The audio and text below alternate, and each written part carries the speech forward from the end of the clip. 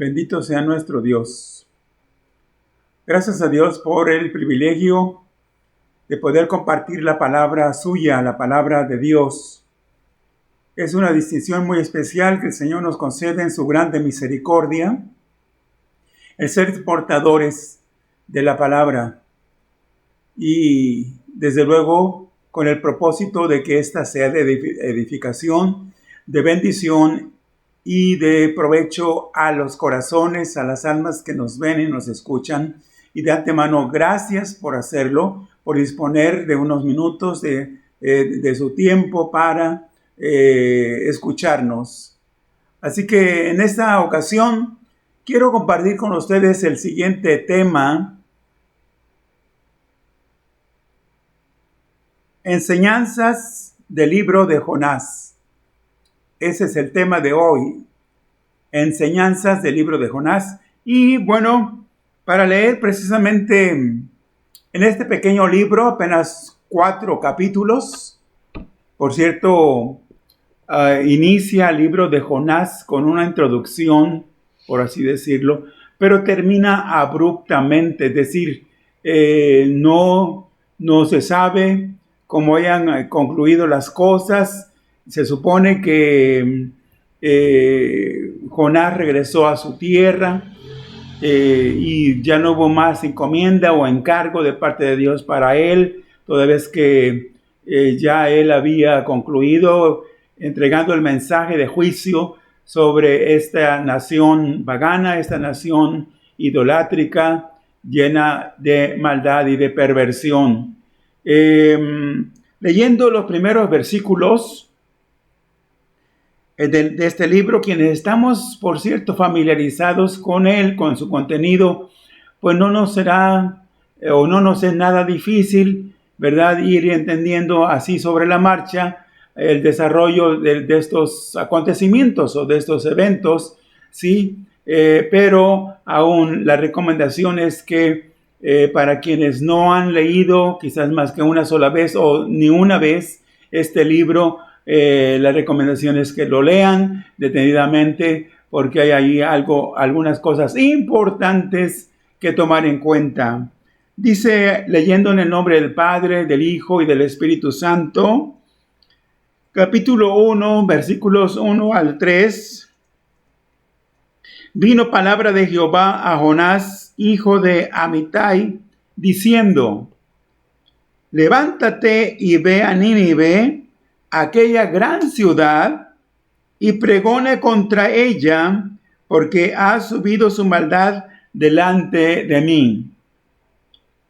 Y Jonás se levantó para huir. Veamos así, ya de por sí la reacción de Jonás, para huir de la presencia de Jehová a Tarsis, es decir, un lugar opuesto a la ruta o a la dirección en que debió haber ido de inmediato si es que iba a obedecer al Señor, pero huyó a Tarsis y descendió a Jope y halló una nave que partía para Tarsis, y pagando su pasaje entró en ella para irse con ellos a Tarsis, lejos de la presencia de Jehová.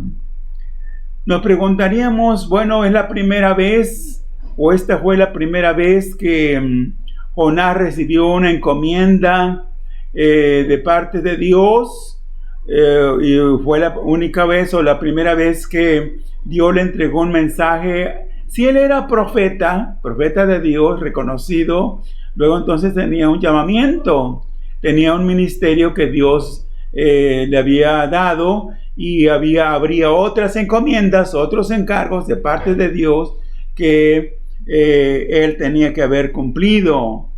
Pero si era un profeta experimentado dentro de la voluntad de Dios, no tenía por qué haberle extrañado que ahora Dios le hacía una nueva encomienda, diferente por cierto, pero al fin para que él la obedeciera. Bien, así que quedamos en esto. Jonás era un profeta de Dios. Se entiende que era el clásico tipo de profeta del Antiguo Testamento, y que era un profeta de oficio, es decir, abocado o destinado, ocupado de por sí a entregar la palabra de Dios. Sí, no hay antecedentes que anteriormente a esto se hayan negado, se haya rehusado, se haya rebelado contra la voluntad del Señor. Pero bueno, aquí tenemos no muchos datos, no muchas referencias con respecto a quién era Jonás, pero era originario de Gad-Efer o Efer. Y bueno, este pueblo, se entiende que era un pueblo pequeño que se encontraba a 1 hora de camino de Nazaret, allá en Galilea. Región, ¿verdad? Por cierto, no muy cercana a Nínive. Había decenas de kilómetros de distancia, ¿sí? Con respecto al lugar a donde él tenía que ir, pero vivió en el reino de Jeroboam II. Tenemos un solo dato por ahí, Segundo de Reyes 14, 23 al 25. Es una referencia breve con respecto a Jonás, sí, pero estaba, se entiende, en activo, era un profeta en activo, y por eso Dios lo llamó, o Dios le encomendó esto en especial, que él tenía que haber obedecido. No es extraño que Dios, en el caso de Jonás y otros profetas, Dios se ocupara de estos ministros suyos. Si Dios los usaba, a unos más, a otros menos, ¿sí? A unos con mucha frecuencia, ¿verdad? Pero no es de extrañar que la dirección de Dios estaba sobre esta persona, sobre este varón. La guianza de Dios, como lo estuvo en su momento para otros fines, otros propósitos, en el caso de Abraham, en el caso de Daniel, ya en el Nuevo Testamento, en el caso de Saulo de Tarso, más tarde conocido como el gran apóstol Pablo. Me refiero en cuanto a dirección de Dios, guianza del Señor sobre sus vidas. Sí, así que en esos casos y en otros, Dios siempre deseó y desea hasta ese momento que los que tenemos un llamamiento cumplamos sus propósitos, cumplamos y nos mantengamos dentro de su voluntad para hacer, o en este caso decir, lo que Él quiere, ¿sí? Y que no vea o no encuentre oposición el Señor en algún momento por no entender del todo. Recordemos que los ministerios son dados y recibidos por fe, para ser ejercidos por fe, y Jonás, entiendo, no había ido nunca antes a Nínive, pero habría escuchado, por cierto, de esta gran ciudad y de este vasto imperio en su momento, ya que los asirios eran enemigos acérrimos del pueblo de Israel. Sí. ¿Y cuál era ese propósito de parte de Dios? Bueno, que los gentiles, diferenciándolos en este caso de los judíos, todo lo demás, las gentes, poniendo aparte al pueblo de Israel, si todas las demás gentes escucharan, supieran de él, del Dios eterno, del Dios verdadero. Ese era el propósito de Dios, ¿sí? Entonces, aquí podemos ver en esencia cómo se centraliza el tema de este libro en algunas cosas importantes, ¿verdad?, que sobresalen. ¿Por qué? Porque el libro en sí es un comentario a Romanos capítulo 3, versículo 29, ¿sí? ¿Y por qué? Porque en este versículo dice el apóstol Pablo, Romanos 3, 29, ¿es Dios solo Dios de los judíos? Es una pregunta. ¿No es también Dios de los gentiles? Y viene la respuesta.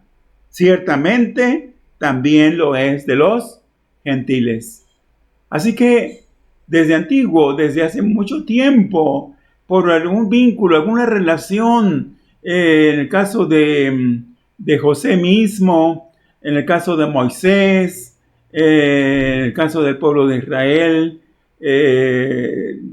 por ahí ya relacionándose con algunos gentiles, ¿sí?, haciéndoles partícipes del conocimiento de Dios.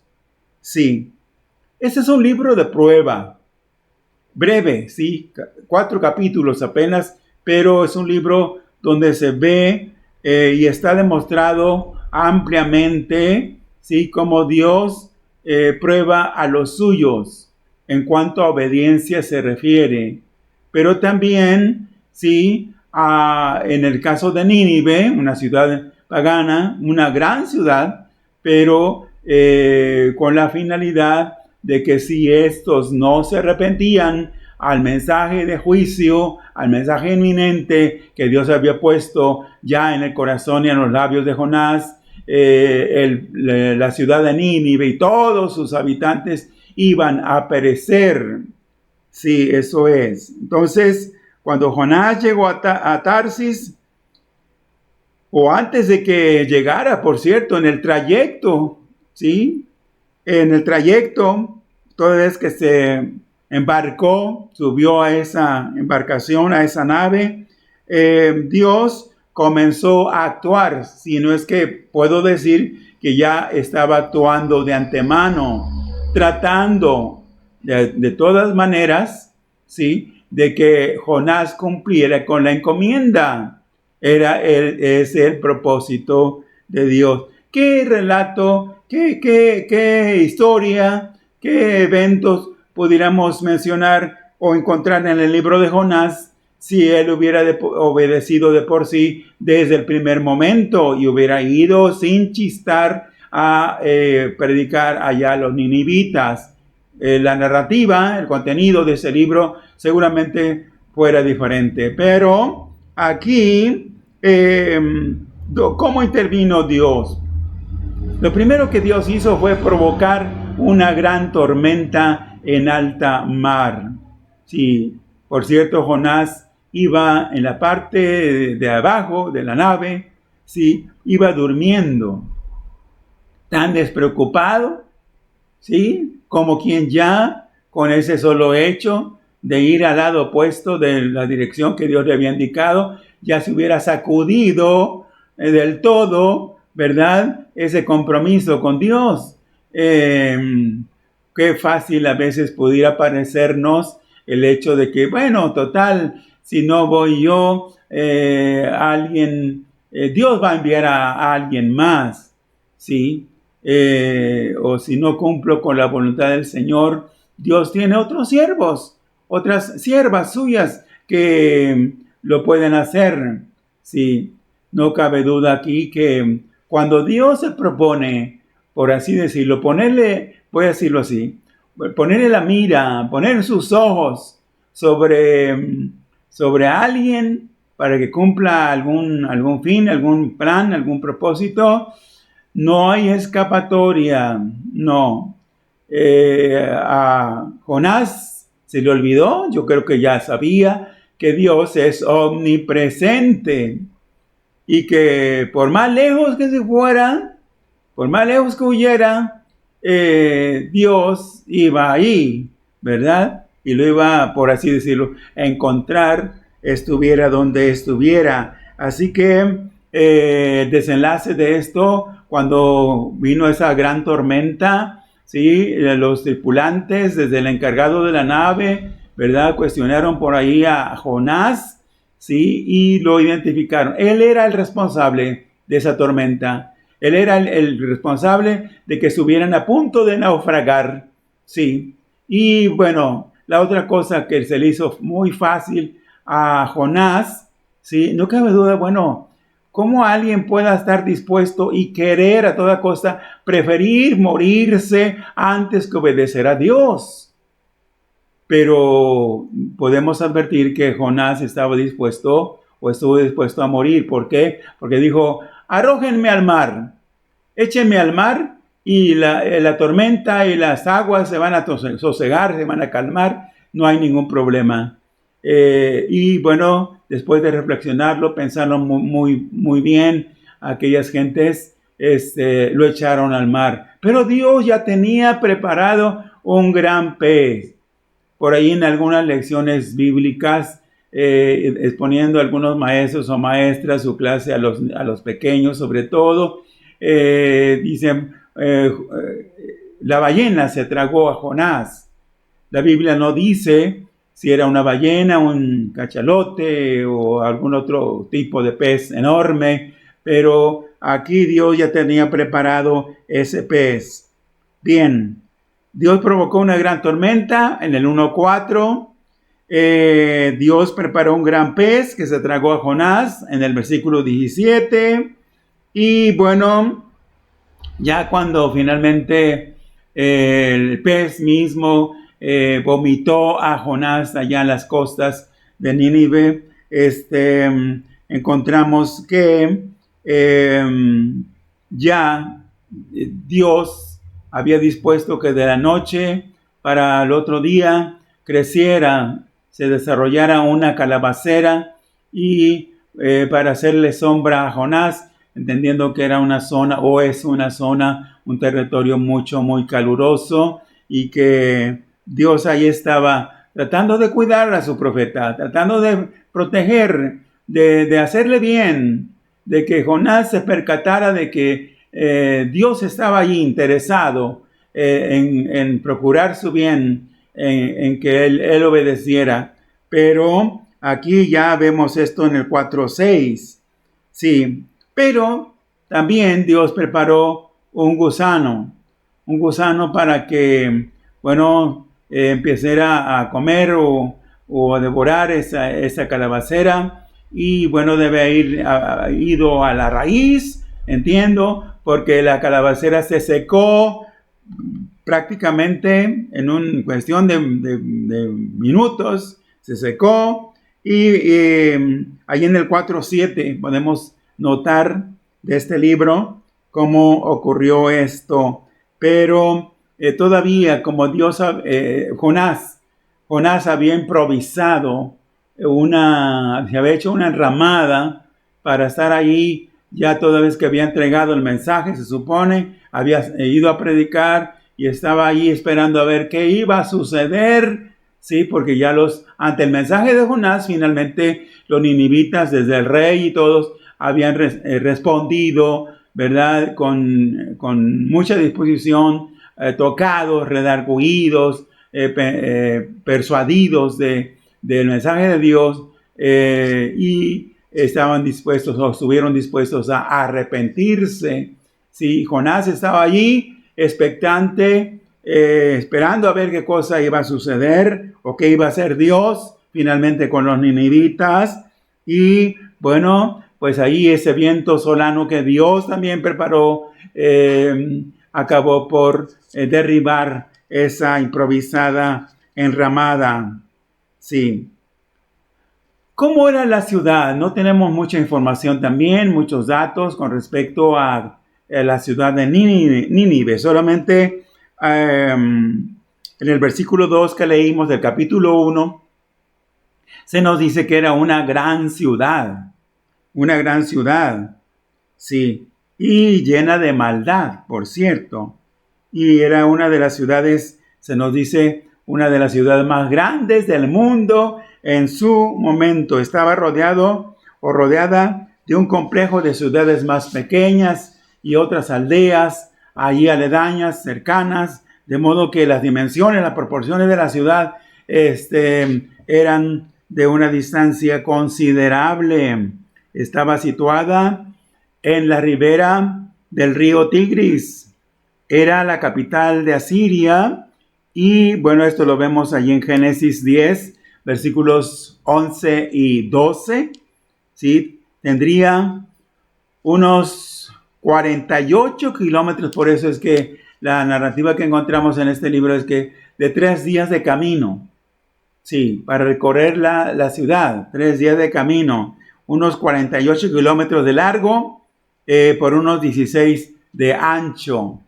Enorme esa ciudad, pero su maldad, ahí encontramos su perversión, su pecado, sí, era tan grande como las riquezas y el poder mismo de esa ciudad, sí. Así que tenemos aquí a Jonás, un profeta de Dios con una misión, con una encomienda, sí, y él tenía que ir a predicar. Eran órdenes claras, ¿sí? Disposiciones claras y definidas, bien definidas de parte de Dios. No podía decir Jonás, es que no entendí el mensaje, Señor. Es que no, me hablaste, sí, pero no comprendí del todo qué era lo que me dijiste o qué fue lo que me encargaste, Señor. Así que por eso mismo no pude cumplir con tu encomienda. Dios, así de manera sintetizada, encontramos en este libro que Dios fue concreto, específico, directo. Quiero que hagas esto. Y Jonás tenía que cumplir. Sí, sería un mensaje de juicio. Sí, sería un mensaje de juicio. Alguien ha comparado de alguna manera el mensaje de Jonás con el mensaje de Noé. Yo escuché de alguien que decía que el propósito del mensaje de Noé al predicarle a aquellos antidiluvianos no fue con el propósito de que se arrepintieran o que se convirtiera alguno. No, entregar un mensaje concreto, directo y nada más, y que iba a venir un diluvio y sin esperar ninguna reacción, ninguna respuesta de parte de aquellas gentes. Sí, otros dicen, bueno, sí, el propósito de Noé fue que la gente se arrepintiera, se convirtiera a Dios y entraran oportunamente al arca y se salvaran, al menos de perecer del diluvio. Ahora, Jonás, ya estamos viendo, Jonás huyó de la presencia del Señor, se fue a Tarsis. Él, a ver, yo me tomo unas vacacioncitas, no sé qué habrá pensado. Dios me hace encomiendas muy frecuentemente, me encarga esto, me encarga aquello, así que ya es tiempo de que yo descanse un poco. No sé cuántos pensamientos o cuántas cosas habrán pasado por la cabeza de Jonás, pero ¿por qué Jonás no quiso ir a Nínive? ¿Habría algún motivo? ¿Tendría él en lo personal alguna razón? Sí. Bueno, ¿hasta dónde tendría una especie de orgullo, sí, en sí mismo, tratando de demostrar que él era de otra élite o de otra calidad o de otra raza? Era diferente por ser parte del pueblo escogido de Dios, del pueblo de Israel. ¿Qué habrá sido en cuanto a esta actitud de Jonás, porque su actitud racial mostró ahí, actitudes raciales. Jonás sabía, sí, por cierto, él sabía que Asiria era el enemigo temido de Israel. Por ahí en Segundo de Reyes, libro Segundo de los Reyes, capítulo 17, sí encontramos cuando finalmente los asirios llevaron cautivos, a algunos cautivos, a otros mataron, en fin, otros lograrían escapar, huir.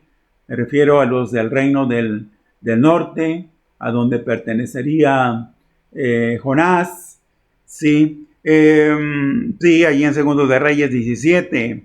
Y bueno, él no deseaba, en sí, como se ve, no deseaba la salvación de los ninivitas. No quería que se salvaran, porque si estos se salvaban, sí, había pensado, van a arremeter contra nosotros, sí, y son nuestros enemigos. Entonces, y pensando, nunca nos vamos a poder librar de ellos. Así que él prefirió no obedecer a Dios, bueno, deseando que Dios los acabara, ¿sí? Que Dios los aniquilara, ¿sí? ¿Qué cosas debía aprender, como en nuestro caso? ¿Qué aprendemos? ¿Qué podemos aprender de este breve libro? ¿Qué podemos aprender? Ya algunas cosas señalando aquí, ¿verdad? Podemos ir viendo con detenimiento para relacionarlo o aplicarlo a nuestras vidas según el caso. Pero, ¿qué lección debía aprender Jonás? Sí, sí, él fue echado al mar. Sí, pensando, bueno, me muero, me ahogo y hasta ahí las cosas. Pero allí, hasta ahí lo tomó la mano de Dios, ¿sí? Usando cómo Dios preparó ese pez, ese enorme pez, ¿verdad? Que lo tragó, literalmente, lo tragó. Ya en el 2:9, este capítulo 2 prácticamente es la oración que Jonás había hecho o hizo desde allí, desde el vientre del pez, y que con la esperanza de que Dios lo escuchara, sí, de que Dios lo atendiera, sí, y él, estando en el vientre del pez, llegó al punto de que ya no podía más. Allí en el 2:9 encontramos esto, que dice ahí la escritura: pero yo con voz de alabanza te ofreceré sacrificios, pagaré lo que prometí. O sea que había hecho promesa. Sí, Señor, te prometo que voy a ir a Nínive a predicar. Sí, Señor, cuenta conmigo. Sí, no dudes. Yo voy a ir. Habría hecho promesa, por lo que aquí expresa, es probable. Dice, pagaré lo que prometí. La salvación es de Jehová. Y cuando Jonás hizo esto, ya al final de este capítulo, al final de su oración, dice en el versículo 10, y mandó Jehová al pez y vomitó a Jonás en tierra. ¿Qué aprendemos? ¿Qué lecciones? ¿Qué enseñanzas? ¿Verdad? Cómo un animalito, un irracional, puede estar obedeciendo más a Dios que un ser humano. Sí, ¿cómo es posible, verdad? Uno no, o sea, es asunto de reflexionar, es cuestión de pensar. Sí, cómo el hombre, el ser humano puede ser más, Dios puede encontrar en su momento más resistencia, sí, más oposición y más consciente, sí, que un animalito. Pero Jonás debía entender, que la voluntad de Dios era lo mejor para él. No le quedó de otra. Dios no me deja. Sí, me tiene controlado, o ya tomó el control total de mi vida. Así que tendré que obedecer. Sí, ¿por qué? Porque si él no lo hacía, esto fue en un proceso. Yo digo, Jonás no lo entendió así, no lo asimiló así de inmediato. Hay casos en los cuales nosotros mismos no entendemos de primera intención la voluntad de Dios o no queremos o no rehusamos a cumplir con la voluntad del Señor y Dios nos mete, nos lleva en un proceso hasta que finalmente entendemos, sí, comprendemos qué es lo que Dios quiere. Sí, pero aquí Jonás llegaría o llegó a la conclusión que si no obedecía a Dios, Dios tendría preparado otras cosas, otros eventos, otros sucesos, ¿verdad? Hasta cierto punto extraños, ¿verdad? Con tal de que Jonás hiciera o cumpliera con la voluntad de Dios. Sí, allí en el 3, capítulo 3, versículos 1 y 2, vemos cómo Dios le dio a Jonás una oportunidad más para servir. Dicen estos versículos, capítulo 3, versículos 1 y 2, vino palabra de Jehová por segunda vez a Jonás diciendo, levántate y ve a Nínive, aquella gran ciudad, y pregona en ella el mensaje, sí, así dice, el mensaje que yo te diré. O sea que Dios le volvió a repetir prácticamente el mismo mensaje. Y aquí encontramos, ahora sí, versículo 3, que la escritura dice, pero ahí se levantó Jonás y fue a Nínive, conforme a las palabras de Jehová, y era Nínive ciudad grande en extremo de 3 días de camino. Sí. Jonás, ¿qué aprendemos? ¿Qué otra cosa aprendemos en este libro? Que Jonás se convirtió en una señal para los ninivitas. Sí. No lo conocían, no lo habían visto antes, por cierto, los ninivitas a Jonás. Sí. Pero aquí, ¿cómo fue, en primer lugar, cómo fue o se convirtió en una señal Jonás para los ninivitas? Sí, fue una señal milagrosa. Milagrosa. ¿Por qué? Pues en 3 días no fue digerido por el pez. Esto no es normal. Sí. Él tenía que haber sido deglutido, deshecho, en fin, en el vientre del pez, en fin, pero no fue así. Dios lo mantuvo allí, fue Dios el que lo conservó allí. Sí, ahora, en segundo lugar, fue una señal también para los ninivitas, porque ellos, como adoradores de Dagón, el dios pez, sabían lo que había acontecido a Jonás.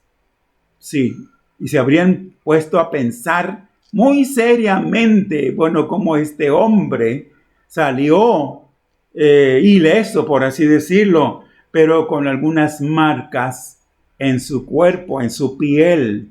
Sí, él había sobrevivido, pero había salido con unas manchas en la piel, sí, ocasionadas por los jugos gástricos del pez. Sí, esto es de llamar la atención. Así que quienes vieron, se supone que fueron muchos los que escucharon y vieron a Jonás, sí, les debe haber llamado la atención, sí, cómo esas manchas en su piel estaban ahí como una señal, como un testimonio, sí, y esto debe haber contribuido para que los ninivitas, para lo que los habitantes de esta gran ciudad se convirtieran, se arrepintieran. Esto a pesar de la contrariedad de Jonás. ¿Por qué? porque Jonás estaba contrariado todavía, como que resultó muy respondón para con Dios. Aquí en el capítulo 4, versículo 6, dice: y preparó Jehová Dios una calabacera, la cual, ya hablaba yo con respecto a esto, la cual creció sobre Jonás. Todo es que ya él terminó su prédica, su labor de proclamar el mensaje. Dice, para que hiciese sombra sobre su cabeza y le librase de su malestar. Y Jonás se alegró grandemente por la calabacera. Pero al venir el alba del día siguiente, Dios preparó un gusano, lo que decían, el cual hirió la calabacera y se secó. Y aconteció que al salir el sol, preparó Dios un recio viento solano, y el sol hirió a Jonás en la cabeza, y se desmayaba, y deseaba la muerte otra vez. Quiso morirse, ¿verdad? Contrariado, a disgusto, que Dios había tenido misericordia, Dios se había compadecido de los ninivitas, ¿sí? Cuando ellos mostraron arrepentimiento, ¿sí? Y dice, ¿qué decía Jonás? Mejor sería para mí la muerte que la vida. Sí, eso es lo que Jonás decía. Pero, ¿qué otra cosa? En tercer lugar, Jonás fue una señal también dentro de los propósitos del Señor Jesús. El Señor mismo utilizó allí en Mateo 12, versículos 39 al 41, no los leemos, pero doy la cita, doy la referencia, Mateo 12, 39 al 41, porque el mismo Señor utilizó al profeta Jonás como ilustración de su propia muerte, sepultura y resurrección gloriosa. Sí.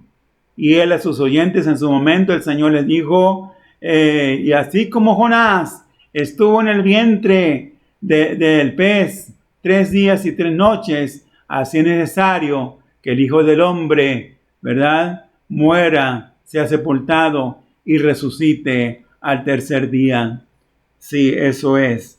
¿Qué señal tan fuerte es esta, ¿verdad? Y, por cierto, quienes en algún momento han llegado, tenían dudas o tienen dudas acerca de la autenticidad de este relato y de la autenticidad del personaje central que es Jonás, pues no queda duda, porque con esa declaración el Señor Jesús está dando fe, por así decirlo, de que este libro es veraz, de que este relato es auténtico.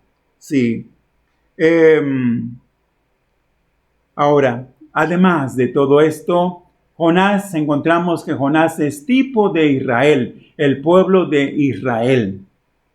Sí, todavía más, ampliando esta explicación. Sí, ¿por qué? Porque la experiencia de Jonás ilustra el pasado, el presente y el futuro de esta nación, del pueblo de Israel. Sí, así como Jonás, Israel fue llamado para ser un testigo de Dios a los gentiles. Sí, ese era el propósito de Dios. En el Antiguo Testamento, sobre todo, encontramos que Dios quería que el pueblo de Israel fuera un difusor o un testigo, ¿verdad?, de su mensaje, y que otras gentes conocieran. Había gente de la gentilidad, disculpando la repetición ahí, pero que eran siervos o esclavos o dentro de la servidumbre de algunas familias judías que no pertenecían al pueblo de Israel y que escuchaban de Dios, tenían la oportunidad de recibir el conocimiento de Dios, pero que Israel haya sido un proclamador así oficialmente reconocido para los otros pueblos, no se dio, pero ahí estaba esta encomienda. Sí. ¿Qué más? Israel, el pueblo de Dios, se mostró receloso, así como Jonás, ¿sí? Se mostró receloso, desconfiado, ¿sí? De que, bueno, el mensaje de gracia se extendiera a los gentiles, ¿sí? Por eso ya leíamos ahí en Romanos. ¿Es Dios solamente Dios de los israelitas? ¿No es acaso también Dios de los gentiles o un Dios para los gentiles? Sí, por cierto, y Pablo allí resume y dice, ciertamente, también de los gentiles.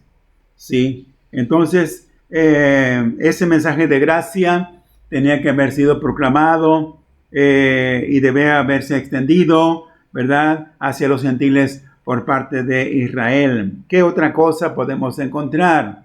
Que Israel fue echado al mar, al mundo gentil. Sí, fueron al menos 2 cautiverios, o diásporas, o dispersión.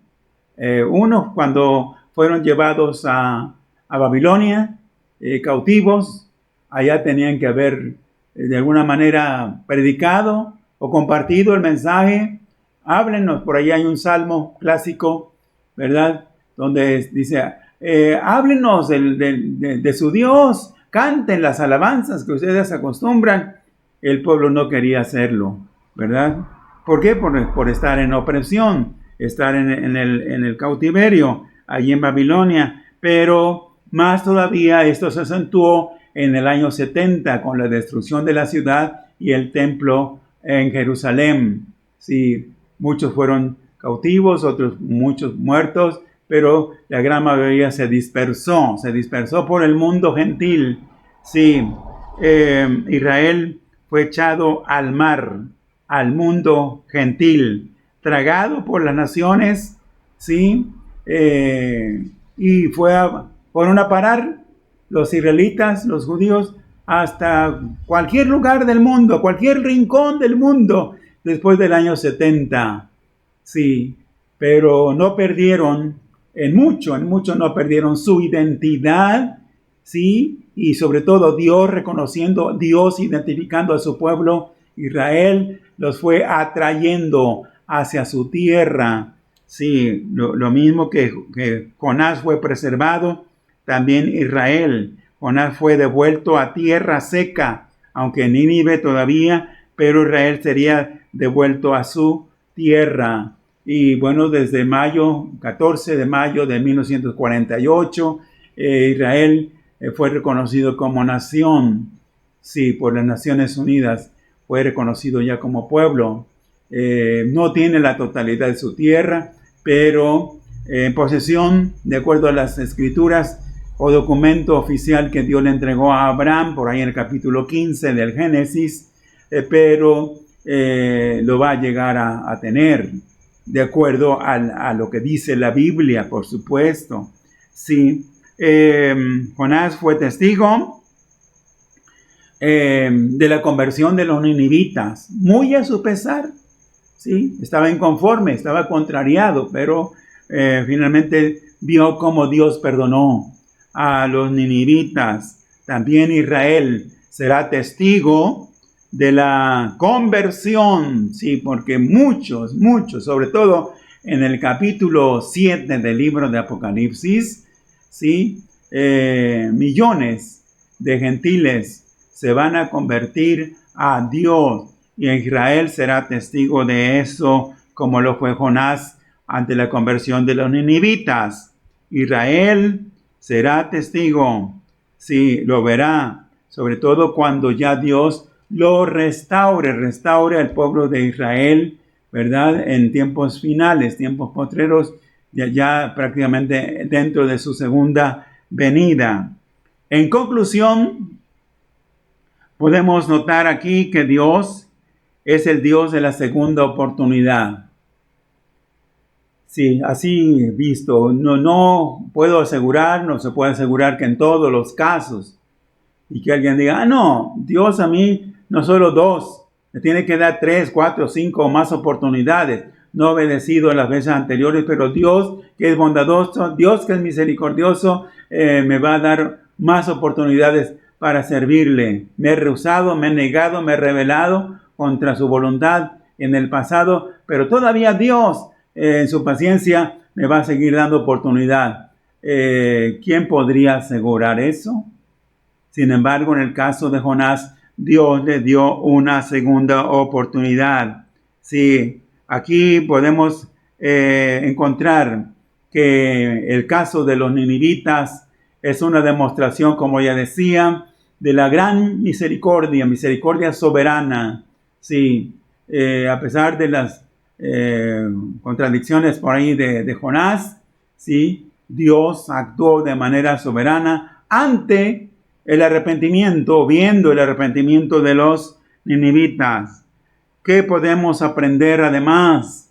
Hay cosas que aprender, sí, hay enseñanzas que emanan de este libro de Jonás.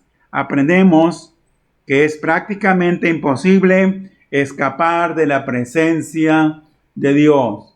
No podemos escapar.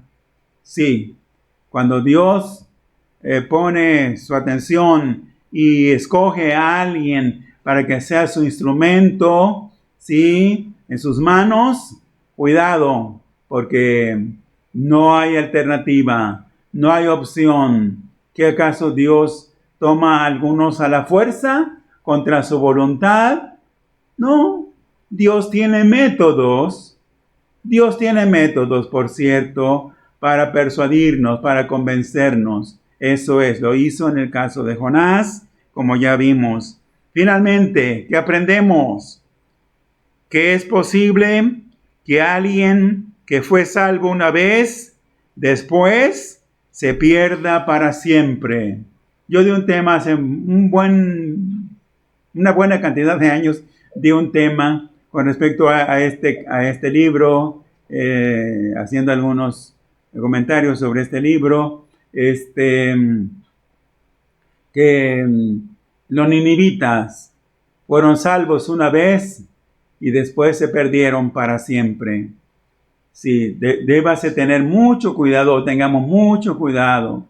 Sí, yo soy del criterio o de la posición, muchos yo sé no comparten esta idea, o más que idea, convicción, de que la salvación se puede perder, que podemos perder la salvación, pero aquí vemos, los ninivitas fueron salvos, por así decirlo, se arrepintieron todos, sí, en esa ocasión, pero el profeta Nahum, y recomiendo que se lea este libro en otro momento, es pequeño ese libro también, el profeta Nahum nos dice cómo la ciudad de Nínive pereció 150 años después, ¿sí?, por su maldad, por su pecado. O sea, dicho de alguna manera, se arrepintieron, sí, se humillaron, sí, confesaron sus pecados gravísimos, sí lo hicieron en su momento, pero después volvieron a las mismas, sí, y Dios se los dejó pasar todavía, yo digo, en su paciencia, porque 150 años es un tiempo considerable, pero finalmente Dios mandó juicio sobre los ninivitas y perecieron. Que la palabra de Dios, que la palabra del Señor sea útil y provechosa y benéfica como lo es, sea saludable a nuestras vidas, nuestras almas, nuestros corazones, para que el propósito de Dios se cumpla y que el contenido, el mensaje extraído así brevemente de este libro nos sirva de instrucción, nos sirva de consejo. Sí, ese es el propósito, ese es mi deseo y esa es mi oración. Que Dios nos siga bendiciendo y que Dios nos guarde y que Dios sea con todos y cada uno de nosotros desde ahora para siempre. Amén y amén.